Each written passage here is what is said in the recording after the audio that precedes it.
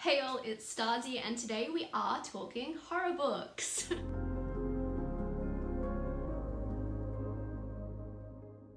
I'm finally making another book recommendation video and today I have 5 horror books that I personally really enjoyed.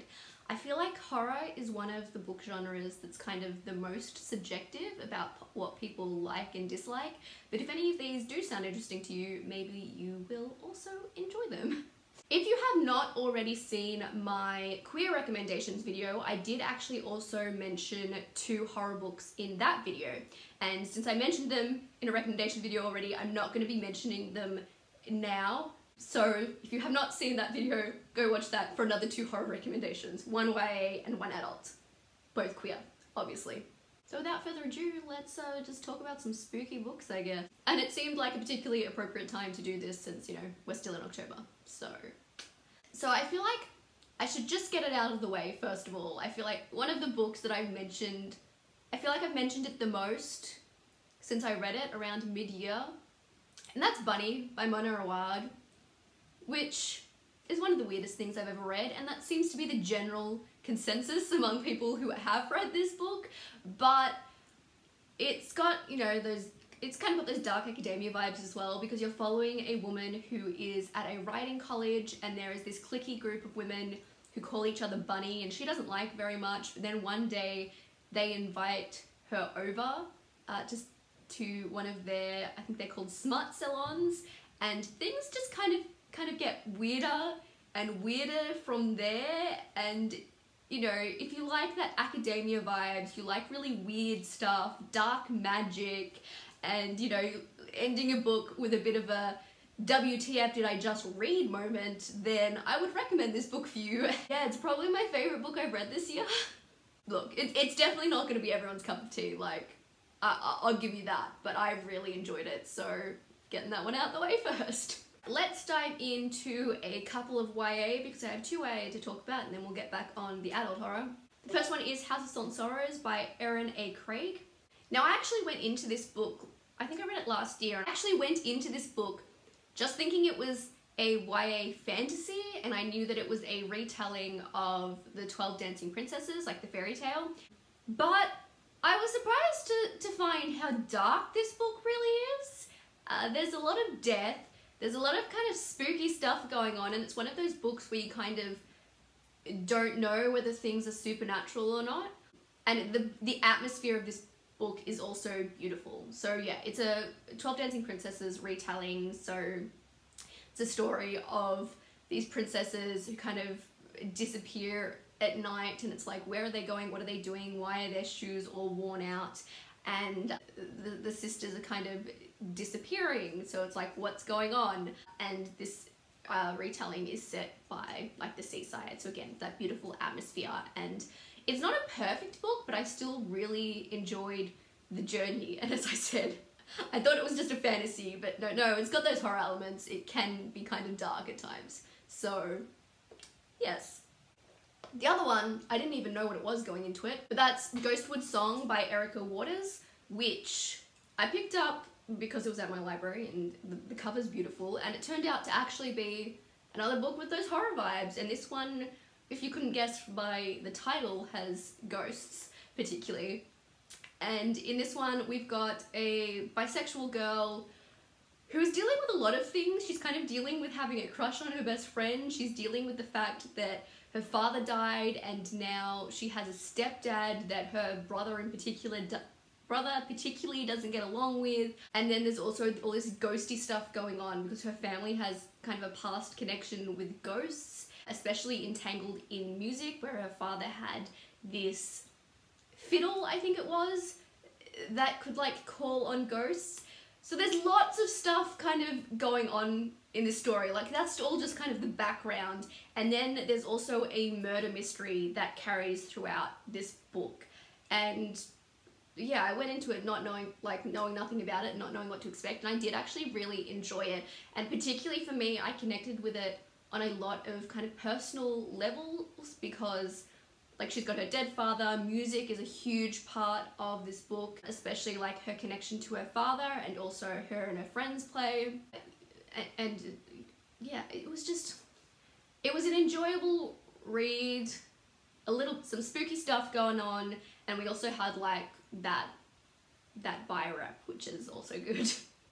Alright, a book that's been getting a lot of buzz this year, a new release, The Year of the Witching by Alexis Henderson. This is a horror that obviously involves witches, but we're in this kind of town that's run by a heavy religious presence. Particularly, you've got kind of one man in control of everything, and it's a very patriarchal society, so you've got a lot of exploration of those kind of ideas. We're questioning religion and the kind of unrestricted power that religion can have sometimes, and also the treatment of women and all of these kind of things. So it's exploring a lot of really deep topics, but then you've also got this like the weird spooky stuff going on. You've got these witches in the forest, and you've got kind of a strong-willed main character, and it's obviously a very dark book. You know, it's an adult horror, and there are some things to watch out for if you are sensitive and should maybe look into that. I've mentioned some of them before, but I did think it was a really well done book, especially the way I think horror can be a really beautiful genre in the way that a lot of people do use it to explore these kind of, you know, real world issues in this kind of in this very different and often horrific, obviously, setting. And I think, yeah, I really can appreciate what some people do with the horror genre because of that. You've got like one of the things in this society is that when women get married, their husbands carve a symbol on their forehead. Like, you're not a respected woman at a certain age unless you're married, but to be married, you have to be mutilated. So that's the kind of world we're working with in The Year of the Witching, but it's gotten a lot of praise, and you know, obviously there's a reason for that.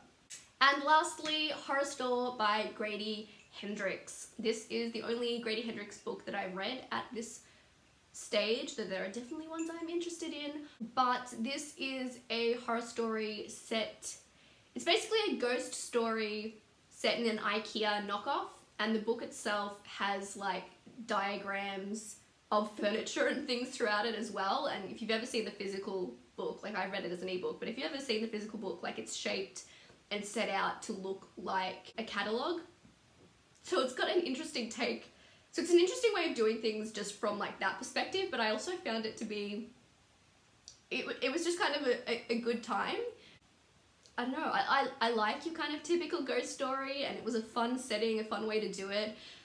Like, I've seen some criticisms of it that I don't necessarily disagree with. Like, there are some weird things, like, why the hell did that guy have a bunch of handcuffs in his bag?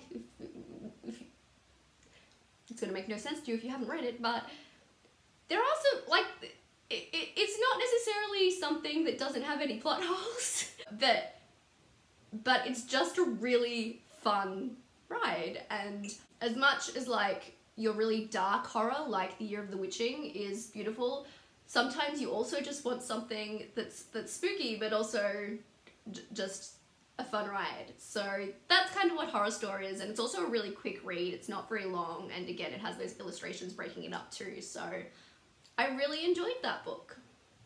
So yeah, there's 5 horror books for you, 2 YA, 3 adult, a bit of a mix of things. Whether you want something that's just really freaking weird, whether you want a YA murder mystery with ghosts, whether you want a YA fairy tale retelling, whether you want something really dark that actually kind of looks at some issues within society as well and involves witches, or whether you want something that's kind of just a fun time, which again is ghosts, but in a furniture store. It should be no surprise to anyone that looking at this list that paranormal is my favourite subgenre of horror. So let me know if you have read any of these books. Most of them aren't particularly obscure. What do you think of them? Or are there any books here that you're thinking of checking out? Or if there's something that you don't think I've read and you think I should, I would also like horror recommendations. Leave your horror recommendations in the comments so that both I and anyone perusing through the comment section can get even more recommendations. There's definitely a lot more spooky books that I could recommend, but I decided to stick to my 5 because my first recommendation video was 5 books, and I think it's a nice easy pattern to stick to. Let's talk horror books in the comments. Stay safe. Starzy out.